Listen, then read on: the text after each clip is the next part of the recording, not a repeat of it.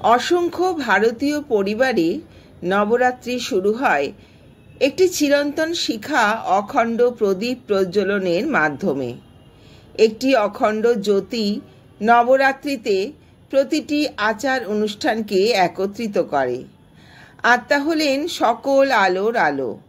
অন্ধকারের ঊর্ধ্বে এটি জ্ঞানের বিষয় এবং জ্ঞানের লক্ষ্য সকলের হৃদয়ে অবস্থিত। আলোই সকল কিছুর উৎস। মহাজাগতিক এক বিরাট বিস্ফোরণের মাধ্যমে মহাবিশ্বের এই পৃথিবীর উৎপত্তি এবং ধ্বংসের আগে এটি হবে শেষ জিনিস যা মহাবিশ্ব দেখতে পাবে। একটি ক্ষুদ্রতম নক্ষত্র থেকে শুরু করে বৃহৎ নক্ষত্র পর্যন্ত সকল আলোর মধ্যে আমাদের ভিতরের আলোই চিরন্তন। এটি আমাদের অন্তরকে গঠন করে, লড়াই করতে সাহায্য করে, পথপ্রদর্শক হিসেবে কাজ করে। একটি অখণ্ড প্রদীপ যা আমাদের প্রিয়জনদের কাছ থেকে চলে যাওয়ার পরও দীর্ঘকাল বেঁচে থাকে। অখণ্ড জ্যোতি যে কেবল উষ্ণ আলোয় ভরিয়ে দেয় এমন নয়, এর স্থিরতা আমরা চ্যালেঞ্জ সহ্য করার জন্য আমাদের নিজস্ব শক্তি দেখতে পাই, যা আমাদের ইঙ্গিত করে জীবনে যে কোনো পরিস্থিতিতে স্থির থাকা একান্ত প্রয়োজন। এর উজ্জ্বলতায় আমরা অজ্ঞতাকে অতিক্রম করার জন্য স্পষ্টতা খুঁজে পাই এবং এর উষ্ণতায় আমরা দেবী মাতার লালন পালনের উপস্থিতি অনুভব করি।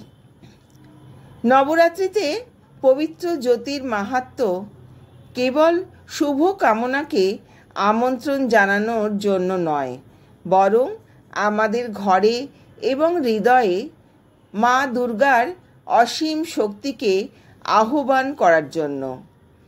বাইরের রাত যতই অন্ধকার হোক না কেন, এটি আমাদের মধ্যে সাহস, ভক্তি এবং ধার্মিকতার শিখাকে জীবন্ত রাখার একটি ব্রত।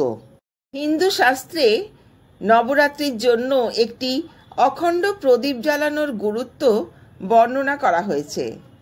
বলা হয় যে অখণ্ড জ্যোতিদ্বীপ আমাদের বাড়িতে সমৃদ্ধি এবং প্রাচুর্য আনে। প্রদীপের শিখা শক্তি ও স্থিতিস্থাপকতার প্রতীক হয়ে ওঠে, যা ঘরে নেতিবাচক শক্তিকে দূর করে। এই শিখা সর্বদা জ্ঞান এবং স্পষ্টতার সাথে যুক্ত। বলা হয় এটি জ্বালালে অজ্ঞতা দূর হয়। অখণ্ড দ্বীপ জ্বালানোকে সৌভাগ্য এবং ইতিবাচক শক্তিকে স্বাগত জানানোর একটি উপায় হিসেবে বর্ণনা করা হয়েছে প্রাচীন গ্রন্থগুলিতে। বন্ধুরা, এবার আমরা যারা নবরাত্রির জন্য অখণ্ড প্রদীপ প্রজ্বলন করতে চাই, তারা কিভাবে এই প্রদীপ প্রস্তুত করব তা বর্ণনা করছি। প্রথমে পূজার জন্য একটি মাটির বা পিতলের প্রদীপ বেছে নেওয়ার মাধ্যমে শুরু করা। যদি মাটির প্রদীপ জ্বালান তবে তা অবশ্যই বেশ কিছু সময় জলে ভিজিয়ে রাখুন। প্রদীপ বেছে নেওয়ার পরে একটা লম্বা পুরু বাতি বেছে নিন, অথবা মৌলি সুতো ব্যবহার করে তৈরি করা যেতে পারে। প্রদীপটি শুদ্ধ গরুর ঘিয়ে ভরে নিন। যদি তা না পাওয়া যায় তাহলে বাড়িতে খাঁটি তিলের তেল বা সরিষার তেল ব্যবহার করা যেতে পারে। একটি পরিষ্কার জলচৌকিতে প্রদীপটি রাখুন এবং অষ্টদল পদ্মের নকশা আঁকুন। শুভ সময়ে এই অষ্টদলের কেন্দ্রে অখণ্ড গভীরে রাখুন। দেবী মূর্তির ডান দিকে ঘিয়ের প্রদীপ এবং বাম দিকে তেলের প্রদীপ রাখুন। অখণ্ড দ্বীপের পূজা করুন। প্রদীপের উপর কুমকুমের বিন্দু লাগান এবং সমৃদ্ধির প্রতীক হিসেবে চালের নৈবেদ্য দিন। এবার নিম্নলিখিত শ্লোকটি পাঠ করে অখণ্ড প্রদীপ জ্বালান। প্রদীপের আলোকে প্রণাম জানাই। যা মঙ্গল, স্বাস্থ্য এবং প্রাচুর্যের উৎস, যা নেতিবাচকতা এবং বিদ্বেষ দূর করে। এই প্রদীপের পবিত্র আলোকে প্রণাম। বন্ধুরা, নবরাত্রির অখণ্ড প্রদীপ জ্বালানোর সময় কয়েকটি বিষয় খেয়াল রাখবেন। যেমন নিশ্চিত করুন যে বাতিটি যথেষ্ট লম্বা, যাতে নবরাত্রির 9 দিন ধরে শিখাটি অবিচলভাবে জ্বলতে পারে।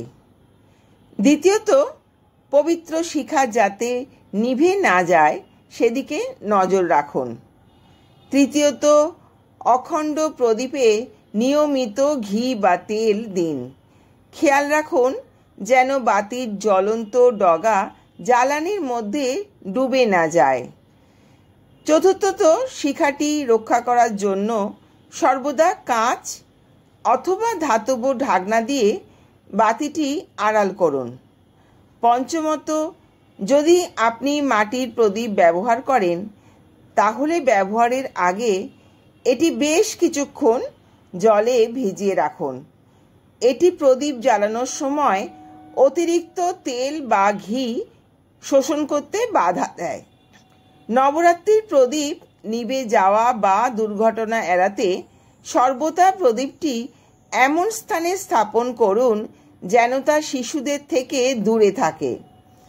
প্রদীপে ঘি দেওয়ার আগে সর্বদা ঘন ঘি গলিয়ে নেবেন। ঘন ঘি দিলে আগুন নিভে যেতে পারে। কখনোই বাথরুমের কাছাকাছি বাতি জ্বালাবেন না।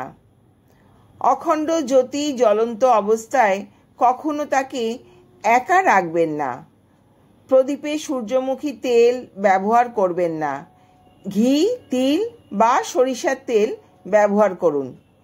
এই 9 দিন ধরে প্রদীপটি তার নির্দিষ্ট স্থানে রাখুন, এদিকে সরাবেন না।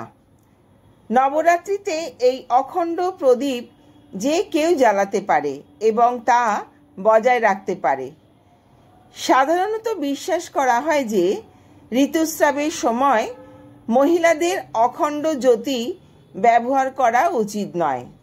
যিনি প্রদীপের যত্ন নিচ্ছেন তাদের সম্পূর্ণ পরিষ্কার পরিচ্ছন্ন বজায় রাখা উচিত। তাহলে আসুন সঠিক উপায়ে এবং সঠিক উদ্দেশ্য নিয়ে অখণ্ড প্রদীপ জ্বালানোর ঐতিহ্য অনুসরণ করি। অখণ্ড জ্যোতির অবিচল আলো আমাদের হৃদয়কে পরিচালিত করুক, নেতিবাচকতা দূর করুক এবং আমাদের ঘরে আশীর্বাদে ভরে থাকুক। বন্ধুরা, ভিডিওটা কেমন লাগলো কমেন্ট করে জানাবেন। ভালো লাগলে বন্ধুদের শেয়ার করে শোনার সুযোগ করে দেবেন। সবাই সুস্থ থাকুন, ভালো থাকুন। ধন্যবাদ। আসছি নতুন আরেকটা ভিডিও নিয়ে।